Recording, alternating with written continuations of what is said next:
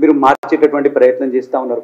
29 ఆగస్టున మీరు ఎప్పుడైతే దీనికి సంబంధించినటువంటి విషయము ప్రస్తావనకు వచ్చినప్పుడు ఒక 6,000 ఆబ్జెక్షన్స్ వచ్చినాయి. మరి మీకు రైతుల గోస వినిపించడం లేదా? మీరు కేవలం ఈ యొక్క కార్పొరేట్లని మెప్పు పొందే విధంగా కమిషన్ల కోసమే మీరు పనిచేస్తారా, లేదంటే ఈ యొక్క రైతులను గోసపుచ్చుకుంటారా? మీరు ఈ యొక్క ఆర్ఆర్ఆర్ని, ఈ సౌత్ అలైన్మెంట్ని కొంత పెంచినట్టయితే ఈ యొక్క గవర్నమెంట్కి కూడా ఒక 2,000 కోట్లు ఈరోజు ఆర్థిక భారం తగ్గుతుంది. అదేవిధంగా ఆల్రెడీ ఇక్కడ డెవలప్డ్ ఏరియా ఇది, దాన్ని పెంచినట్టయితే మరి అక్కడ కూడా డెవలప్మెంట్ జరిగేటటువంటి ఒక ఆస్కారం మనకున్నది.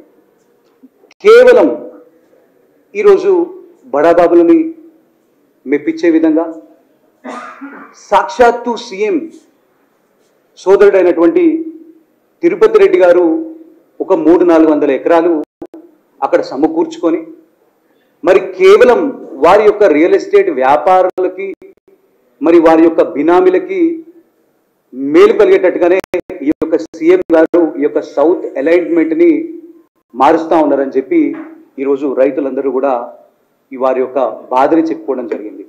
మరి మా నల్గొండ జిల్లాలో ఈరోజు కుంభకోణాలకి కేర్ ఆఫ్ అడ్రస్గా ఈ యొక్క కాంగ్రెస్ పార్టీ ప్రభుత్వం తయారైంది.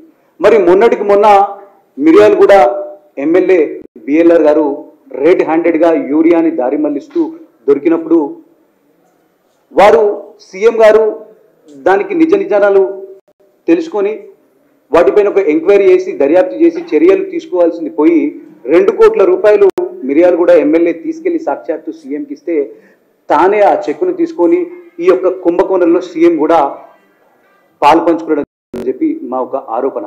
200 కోట్ల యూరియా కుంభకోణం ఈరోజు నల్గొండ జిల్లాలో జరుగుతూ ఉన్నది.